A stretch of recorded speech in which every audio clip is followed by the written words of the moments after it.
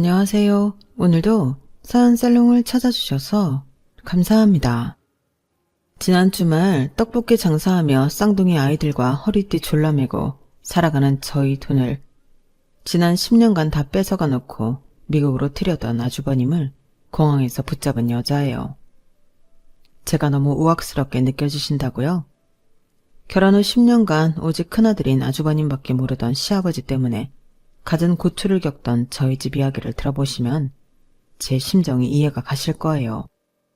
그동안 조선시대 신문고라도 올려 임금님께 하소연하고 싶을 정도로 마음이 참 답답했어요. 융통성 없고 착하기만 한 효자 남편 때문에 제 속은 다 문드러졌죠. 시댁 내 악역은 다 제 차지였으니까요. 21살 어린 나이에 시집아 20대를 변씨 집안에 다 바쳤다고 해도 과언이 아니에요. 그 대가가 병든 시아버지 똥개저기 갈고 한 푼 두 푼 모은 돈은 기생충 같은 아주버님 소나기로 다 들어갔다는 사실이 비참하네요. 저는 친정 엄마 집안부터 대대로 흙수저 중에 흙수저로 살아온 사람이에요. 엄마는 어려운 가정 환경 탓에 20살이 되자마자 팔리듯 나이 많은 남자 집으로 시집갔다고 해요. 그 나이 많은 남자가 바로 제 아버지였죠. 등 때밀려 시집간 집엔 웬 아줌마가 딸내미 5을 데리고 떡하니 버티고 있었다네요. 알고 보니 처녀였던 저희 엄마는 아들이 없던 집안에 씨바지로 들어간 거였죠. 순진한 산골 소녀였던 저희 엄마는 뒤늦게 그 사실을 알고도 도망칠 줄도 모르고 숙명인가 보다 하고 그냥 살았다고 해요.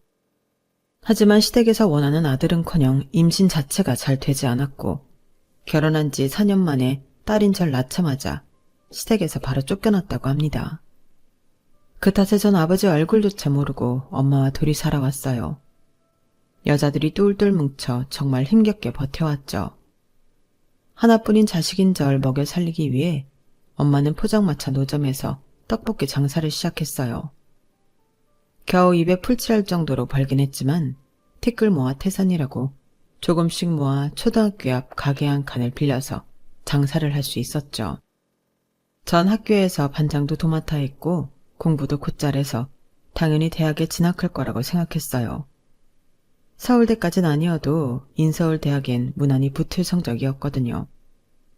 그런데 대학 입시를 앞둔 어느 날 엄마가 일하시다가 심장 부정맥이 심해져 쓰러지셨어요. 전 엄마가 돌아가실지도 모른다는 공포감에 수능은 눈에 들어오지도 않았죠. 당장 엄마가 누워 계시니 병간호를 해야 했고 병원비와 생활비를 위해 제가 돈을 벌어야 했어요. 어찌저찌 고등학교 수업 일수를 채워 졸업은 했지만 대학은 몇 년 뒤로 미뤘어요. 엄마가 나아지시면 몇 년 뒤엔 반드시 대학에 가리라고 다짐했죠.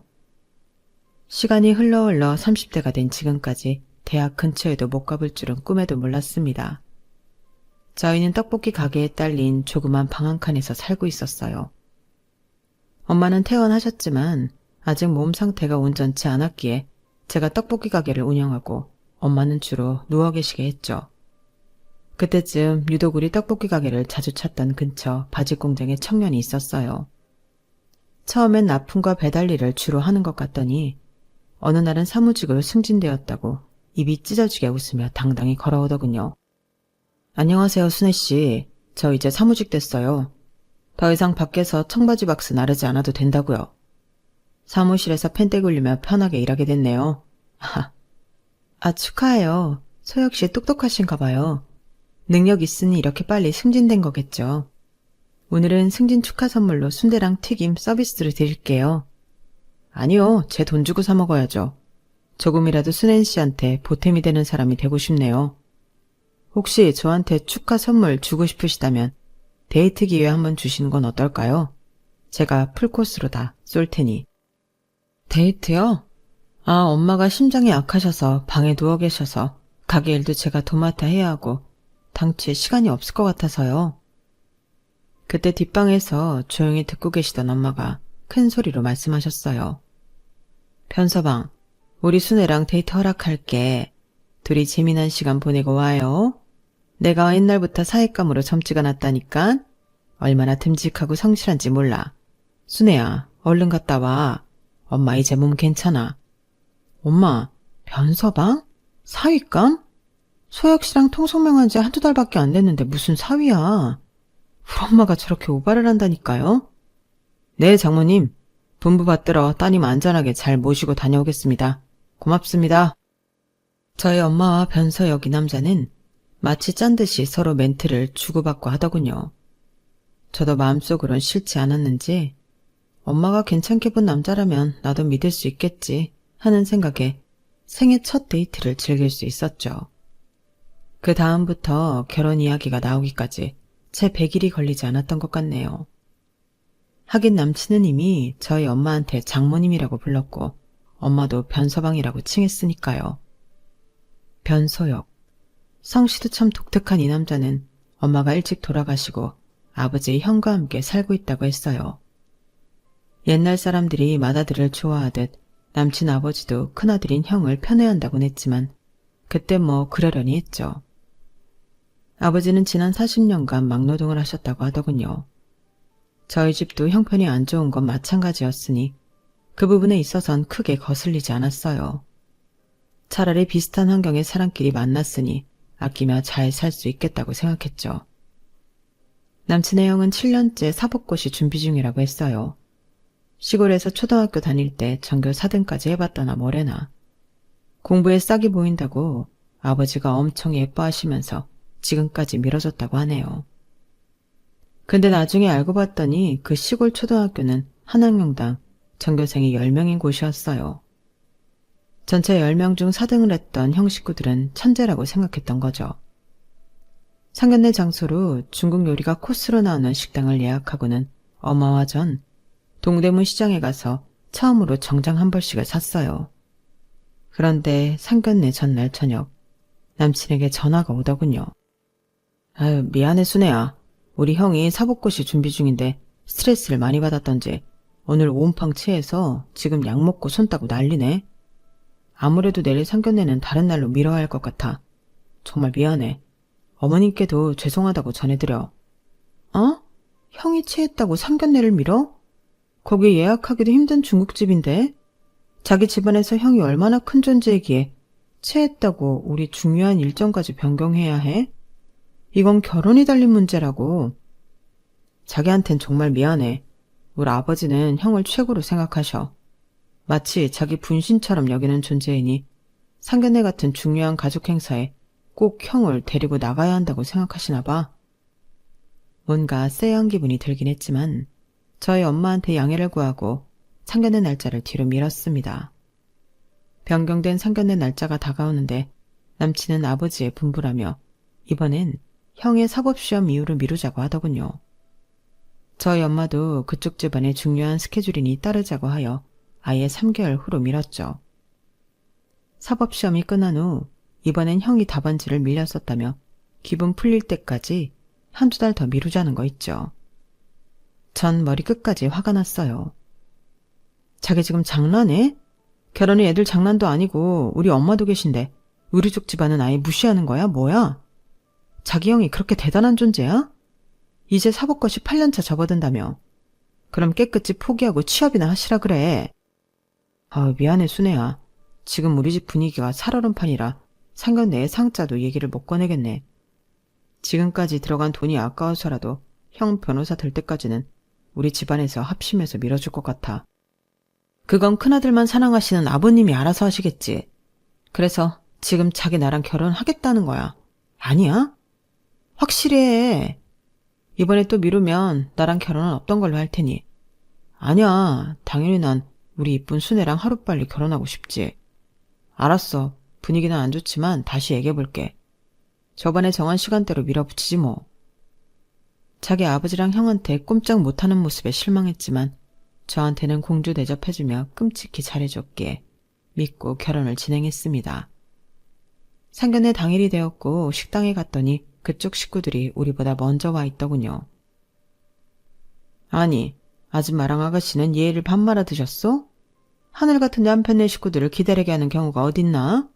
첸정맞을 초장부터 기분 나빠서리. 아버님 안녕하세요. 저희 7시 예약이라 안 늦고 정각에 도착했는데 무슨 문제 있으신가요? 여자 쪽에서 한 30분 전에는 와 있어야지. 그리고 우리 큰애기가 사법시험 답안지 밀렸었다고 온 집안이 초상집인데 굳이 이 날짜에 상견례를 해야겠어. 큰애기요? 지금 소혁씨 형님을 큰애기라 칭하시는 건가요? 나이가 30인 사람을요? 그리고 여자 쪽에서 꼭 먼저 와야 한다는 법이라도 있나요? 저희가 늦지도 않았잖아요. 저희 엄마도 있는 자리에서 너무 몰아붙이지 마시라고요. 자자, 순애야. 우리 아버지가 요즘 기분이 좀 안 좋아서 그러시는 거니까 자기가 이해해. 어머님, 죄송합니다. 우리 밥 먹으며 기분 풀자고요. 네? 사장님, 얼른 음식 내와주세요. 서로 냉랭한 분위기 속에서 기름진 중국 음식 코스1을 먹었더니 상견례 후 저와 엄마 둘 다 체해버렸어요. 그 자리에서 남친 아버지는 자기 큰아들 자랑과 더불어 돈 얘기만 주구장창했거든요. 우리 큰애기는 반드시 위대한 변호사가 될 인물이에요. 그러니 우리 집안의 모든 스케줄은 큰애기 위주로 돌아가야 하고, 둘째 결혼하거들랑 일정 부분 큰애기 공부하는데 일조해야 한다. 사부인도 그 점을 미리 잘 알아두시길 바랍니다.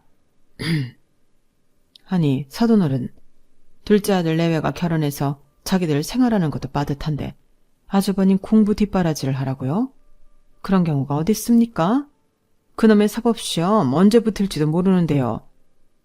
아니 사부인, 무슨 말을 그따구로 하십니까? 우리 큰애기가 얼마나 똑똑한데 될 놈을 밀어줘야지.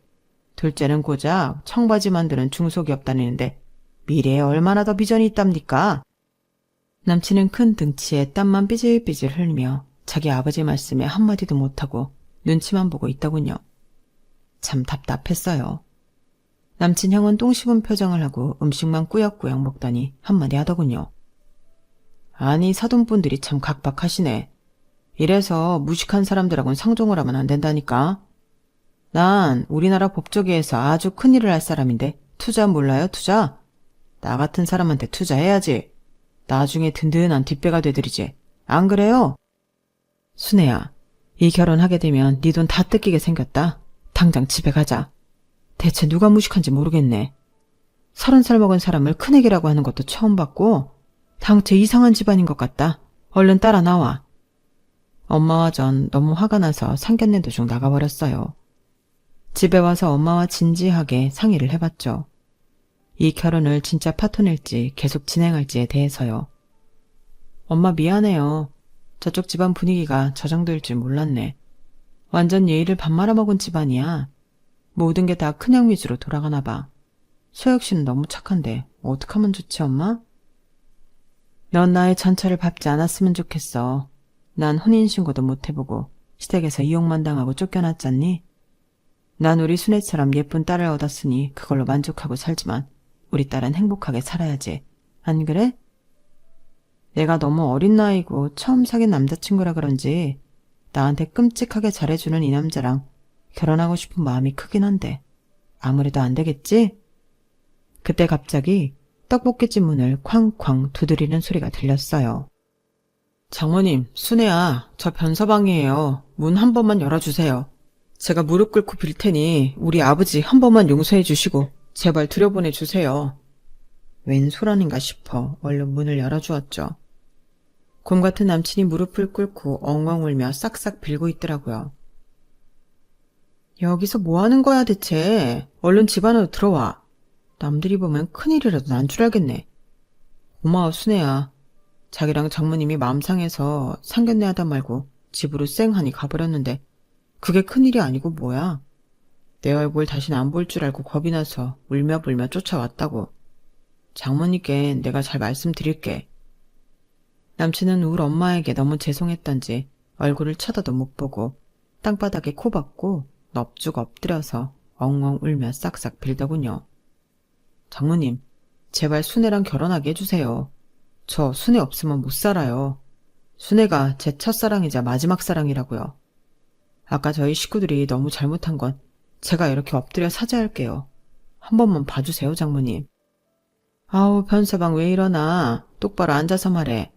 큰 등치에 힘들게 뭘 무릎까지 꿇고 두 손으로 빌고 있어. 우리 딸이 그 집으로 시집 가면 너무 힘들 것 같아서 그래. 변서방 착한 거야 내가 알지. 제가 중간 역할 잘할 테니 걱정 붙들어 매세요. 장모님, 남자로서 그까지 총알바지 제가 할게요. 우리 아버지랑 형도 그렇게까지 나쁜 사람은 아닌데 이번에 사법시험 망쳐서 기분들이 안 좋아서 그런 거예요. 죄송해요. 그 후에도 남친은 맨날 우리 떡볶이 가게에 와서 울고불고 저희 엄마와 저한테 매달린 끝에 결혼 승낙을 받아냈고 우린 결혼하게 되었습니다. 그런데 결혼식 당일에도 참 황당한 일의 연속이었어요. 신랑 측 축의금을 말도 없이 시아버지가 싹 다 챙겨간 거였어요. 아주버님 고시촌 원룸비 대야 한다는 이유였죠. 눈 뜨고 코 베인 느낌이었습니다. 그 후로도 결혼 10년간 시아버지와 아주버님이 우리 돈을 밥 먹듯이 빼가는 일은 계속되었습니다. 지금까지 제가 정신병 안 걸리고 멀쩡히 살아있는 게 참 용하네요. 결혼한 지 3, 4년쯤 되었을 때 임신이 되었어요. 이란성 쌍둥이였죠. 투룸에서 월세로 살고 있었는데 쌍둥이가 태어나서 잘할 생각을 하니 얼른 돈을 많이 모아서 방 3개짜리 24평 아파트로 이사가야겠다는 목표가 더욱 확실해지더군요.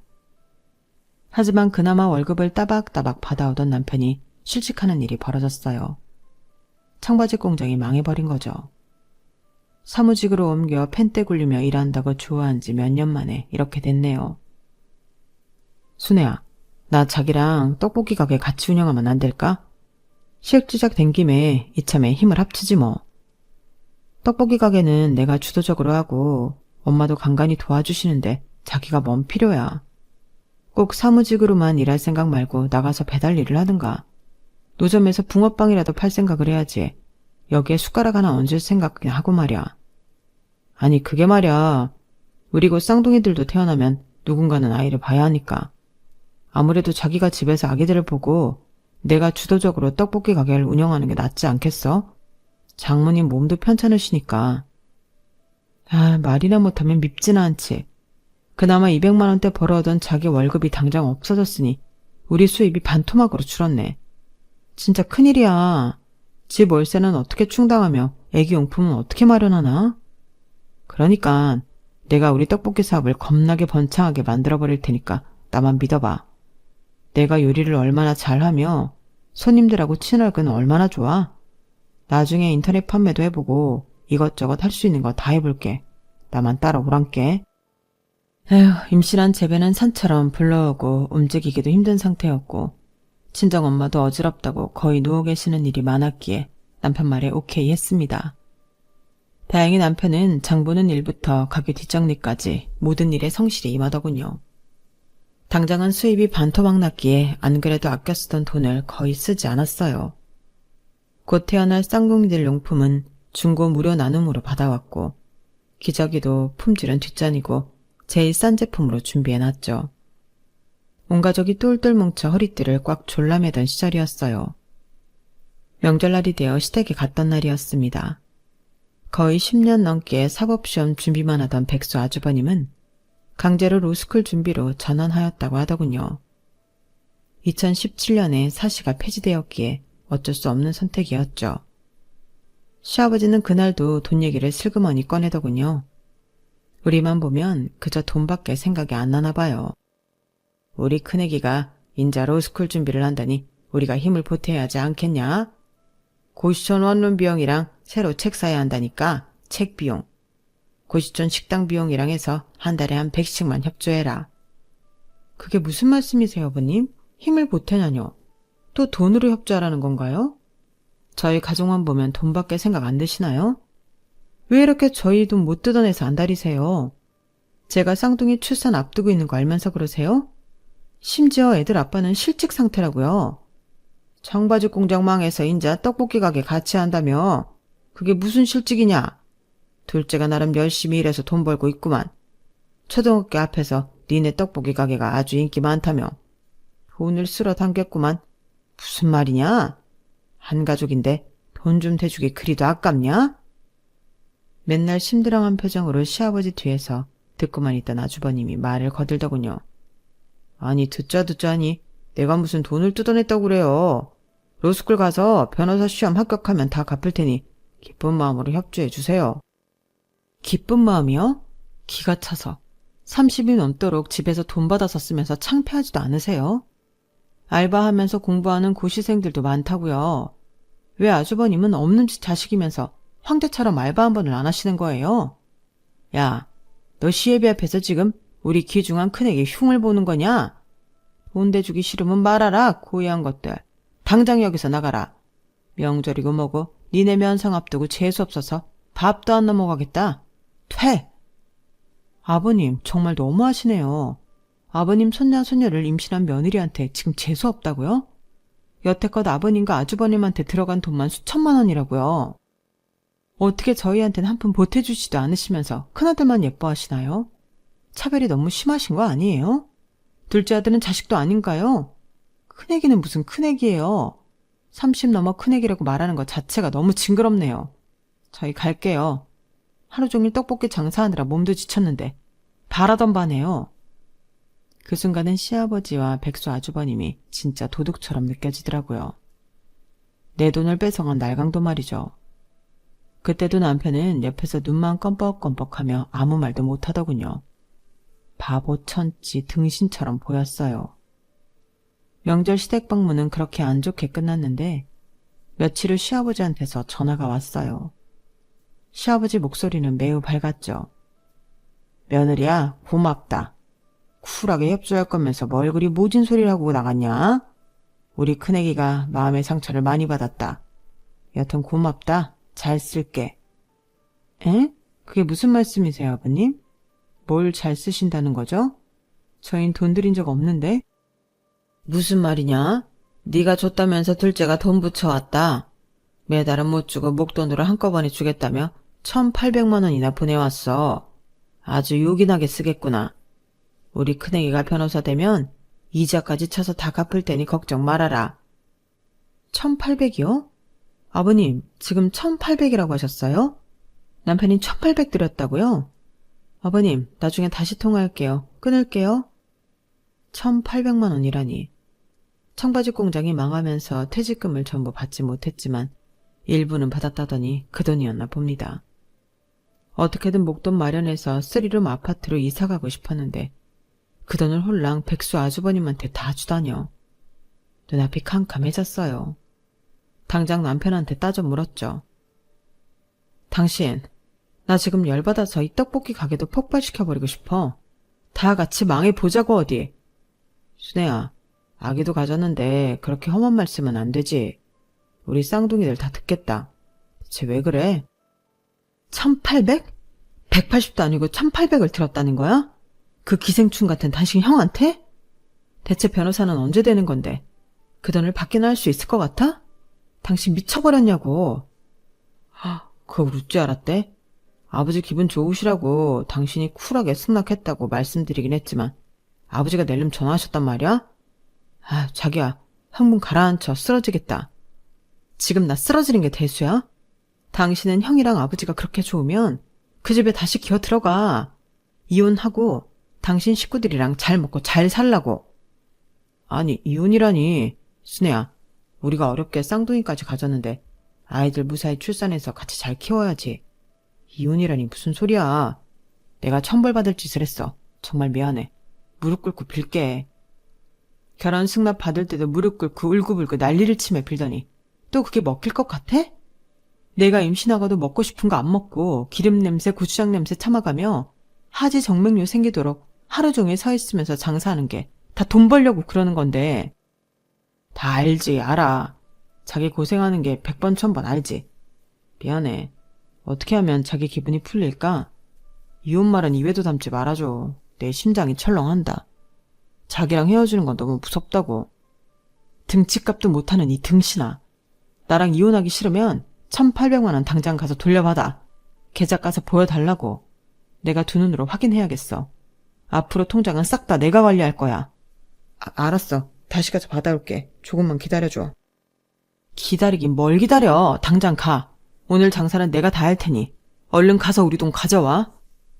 전 남편 엉덩이를 뻥 차버렸어요.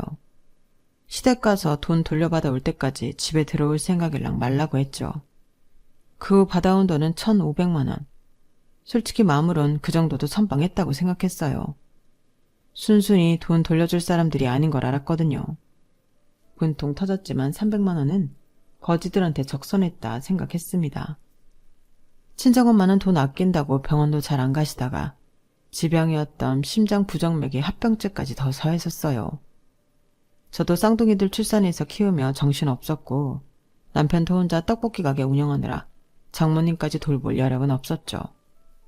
이게 다 핑계였다는 걸 나중에 깨달았어요.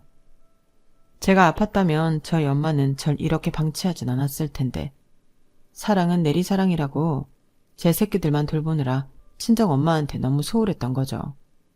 제가 참 불효녀였고 몹쓸 딸이었네요. 뒤늦게 후회한들 시간을 되돌릴 수 없겠죠. 그날도 엄마 혼자 떡볶이 가게에 한 조그마한 골방에서 주무시다가 심장마비로 떠나시고 말았습니다. 남편이 아침에 가게 문을 열고 들어가 보니 이미 싸늘하게 식어 있더래요. 비참했습니다. 그저 먹고 사는 문제에만 급급했던 제가 원망스러웠어요. 더불어 태어날 때부터 늘 따라다니던 가난도 지긋지긋하더군요. 하지만 정신을 차리고 장례식을 정성스레 치러드렸습니다. 그게 마지막 도리인 것 같았어요. 동네 장사를 오래 했기에 다행히 동네 상인들이 장례식에 많이 참석해 주었어요.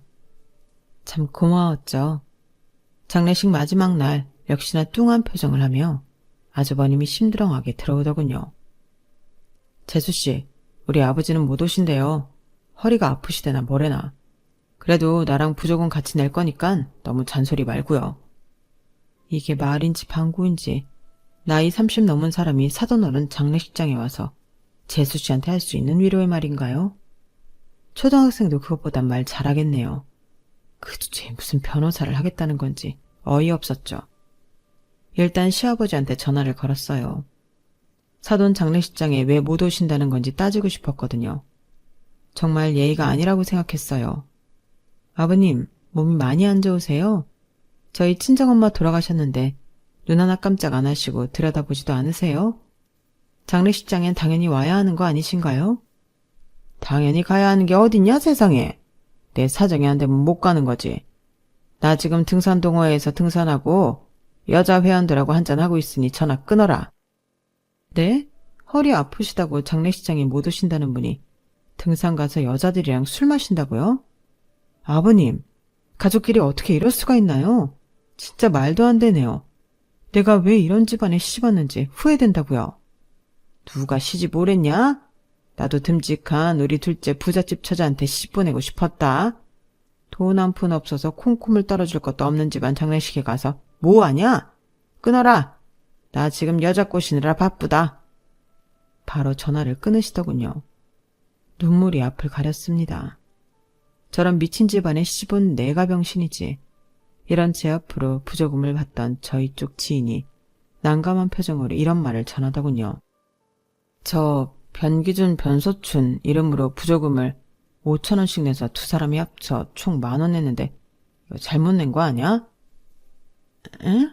변기준, 변소춘이라면 저희 시아버지와 아주버님 이름인데 다 큰 성인들이 5,000원씩 부조금을 내는 일도 있답니까? 세상에 이런 일이 나을 법한 인물들이었죠. 당장 장례식 식당에서 밥까지 리필하며 음식을 처먹고 계시는 아주버님한테 따져 물었어요. 아주버님, 부조금 아버님이랑 5,000원씩 내신 거 맞나요? 5만원짜리 내려다가 잘못 내신 거 아니에요? 맞는데? 왜, 뭐 잘못됐나요? 나 밥 먹고 있으니까 나중에 얘기합시다. 지금 밥이 문제예요? 여기 밥 처먹으러 왔어요? 알만큼 많은 성인들이 부조금 5,000원 내는 게 말이 됩니까? 게다가 사돈 장례식에? 아, 또 돈 얘기입니까? 재수씨, 1,000원이면 어떻고 5,000원이면 어떻습니까? 여기까지 와준 게 고마운 거 아니오? 거참 예의를 밥 말아먹은 사람이네. 에이, 괜히 왔네. 그래, 말 잘했어. 당신 같은 사람 아주버님으로 두기 싫으니 장례식장에서 당장 나가버려요.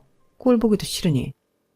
전 장례식장에서 우거우거 밥을 처먹고 계시는 아주버님을 내쫓아버렸습니다. 친정엄마 돌아가신 것도 슬픈데 장례식장에서 시댁 식구들 때문에 스트레스 받기도 싫었거든요.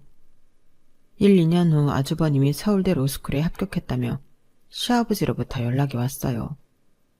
그동안 얄미웠던 감정에 있어서 몇 달간은 모른 척하다가 석 달 후쯤 시댁에 찾아갔죠.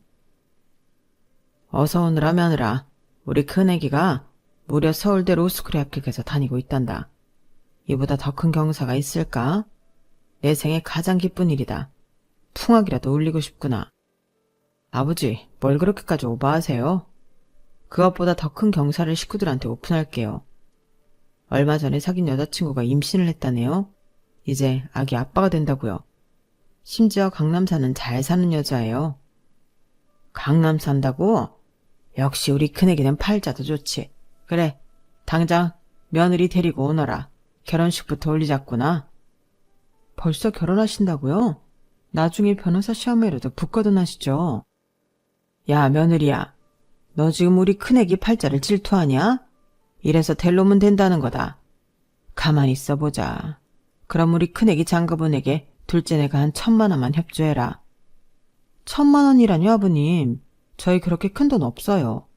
쌍둥이 키우는데 비용이 얼마나 많이 들어가는데요. 너네 아파트 반전세로 이사가려고 돈 모으고 있다는 거 다 알아. 1,000만 원이 왜 없겠냐? 그러면 이번에는 차용증까지 확실히 쓰고 빌려 쓰는 걸로 하자. 나중에 큰애기가 변호사 되면 다 갚을 테니 걱정 말아라. 그럼 500만 원만 빌려드릴게요. 결혼 축하금으로 빌려드리는 거니 이자까지 차서 꼭 갚아주세요. 서울대 로스쿨까지 붙었다고 하니 그나마 변호사의 길이 보이는 것 같아 500만 원 정도는 받을 수 있겠다 싶었죠. 저희 큰 오산이었습니다. 강남 산다던 저보다 어린 형님은 어찌된 일인지 혼인신고도 안 하고 그냥 원룸에서 시작하기로 했다고 하더라고요. 뭐 사정이 있겠거니 싶었죠. 아주버님네는 딸내미 하나를 낳았고 저와는 별로 왕래 없이 지냈습니다. 그러던 어느 날 아버님이 뇌졸중으로 쓰러지셨어요. 반신불수가 되셨고 정신까지 오락가락 하셨어요. 맨날 술과 담배에 찌들어 사셨던 탓일 거예요. 약 3개월간의 입원 생활은 어찌저찌 버텼는데 그 후 집에서 간병을 해야 하니 형님과 상의를 했죠. 저보다 나이 어린 형님이었지만 전 존댓말을 쓰고 그쪽은 반말을 섞어 쓰더군요. 형님, 우리 반반씩 가능하죠? 일주일씩 아버님 돌보자고요. 일주일씩? 나 강남 살던 여자라 그런 험한 일 못해. 시아버지 똥기저귀 갈아야 하잖아. 난 신생아 만지고 있는 손인데 그런 더러운 걸 만져야겠냐고. 난 뭐 아들 안 키우나요? 그리고 강남 살던 사람이면 손발도 못 쓰나요? 지금 강남 사는 것도 아니고 저희랑 같은 동네 원룸 살잖아요. 여튼 난 못하니까 알아서들 해요. 그래도 내가 손윗 형님인데 아랫사람들이 허드렛 일 해야 하는 거 아닌가? 뭐? 아랫사람? 더 나보다 나이도 어리면서 형님 대접해줬더니 눈가리에 뵈는 게 없더냐? 진짜 열받네. 아무리 싸우고 저 혼자 열내봤자 씨알도 안 먹히더군요. 말도 안 통하는 아주버님과 사는 여자라 그런지 형님도 당최 말이 안 통하는 사람이었어요. 포기하고 그냥 남편과 제가 알아서 시아버지 간병도 모시고 다니며 병행했죠. 그날도 시아버지 모시고 남편과 아이들까지 데리고 병원에 꾸역꾸역 갔는데 저희 고등학교 동창을 만났어요. 미리야 진짜 반갑다. 병원엔 웬일이야? 어디 아파서 왔어? 거기 대기업은 계속 다니고 있고? 어머 순애야, 이게 몇 년 만이야. 여기 폐암 전문의가 내 남편이라 같이 밥 먹으려고 왔어. 난 대기업 다니다가 로스쿨 입학해서 다니고 있어. 이 나이에 다시 학생 됐지 뭐. 아 정말? 야 멋지다. 어디 로스쿨이야? 우리 아주버님 서울대 로스쿨 다니거든. 뭐? 나도 서울대 로스쿨이야. 재작년에 입학했지. 학부를 서울대 나와서 그런지 수월하게 합격한 것 같아. 이제 변호사 시험만 앞두고 있지 뭐. 진짜? 아주버님도 재작년에 입학했어. 너랑 동기겠네. 변소춘이라고 알아? 응? 변소춘? 이름 특이하네. 우리 한 학년에 150명 정도 다 알고 지냈는데. 그런 이름 가진 사람 없어. 서울대 로스쿨 맞아? 당연히 맞지. 선배나 후배 중에도 변소춘이라는 사람 없어? 전혀 없어. 근데 말야 순애야. 이런 말 좀 그렇지만 변씨성을 가진 사람이 여기 주변 어슬렁거리면서 이 학교 다닌다며 사칭하다가 경찰에 걸린 적이 몇 번 있다고는 들었어. 당연히 너희 아주버님은 아니겠지만 내가 괜히 말했다 너한테. 뭐라고? 우리 아주버님 그러고도 남을 사람이긴 해. 어쩐지 이 인간 더럽게도 무식한 것 같다니 다 거짓부렁이었구만. 남편한테도 알려야겠어. 일단 고마움 이래야 나중에 다시 연락하자. 저는 수납창고에서 수납하던 남편한테 다 말했어요. 말씀드려봤자 제대로 인지도 못할 테지만 시아버지한테도 말씀드렸죠. 남편은 그럴 리가 없다며 화들짝 놀라더군요. 남편이 바로 형한테 전화를 걸어본다며 스피커폰으로 연락했습니다. 형, 지금 어디야? 기니 할 말이 있는데. 뭔데? 나 지금 미국으로 장기간 떠나려고. 와이프랑 애랑 공항 갈 참인데? 너 혹시 나한테 아버지 간병 맡기려고 전화한 거냐? 나랑 내 와이프는 아버지 똥수발 못 들어. 그런 건 네가 해. 갑자기 미국이라니 그게 무슨 말이야, 형? 우리한테 상의도 한마디 없이 가버린다고? 여기 서울대 로스쿨도 시시해서 말이야. 뉴욕 로스쿨 가볼까 하고 뉴욕으로 출발하는 중이야. 이따 3시 비행기 타고 가려고. 면세점 쇼핑도 좀 하고 그래야겠다. 올 와이프가 강남 출신이라 카드도 박박 긁고 호가한다 요즘. 이따 공항에서 만나 그럼. 일단 끊어봐. 한국에서의 일을 다 떠넘기고 갑자기 미국이라니.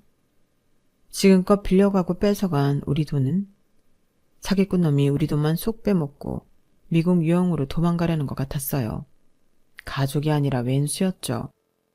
전 남편한테 애들을 맡기고 바로 공항으로 향했습니다. 그 년놈들을 잡아 족치고 싶었어요. 더불어 형님이란 여자한테 아주버님이 로스쿨생이 아니고 그냥 사기꾼이란 걸 밝히고 싶었죠. 셋이 뉴욕행 비행기 탑승구 쪽을 쥐잡듯이 뒤져 아주버님 일행을 찾아냈어요. 그놈 뒷덜미를 덥석 잡아버렸죠. 야, 이 사기꾼아. 뭐? 서울대 로스쿨?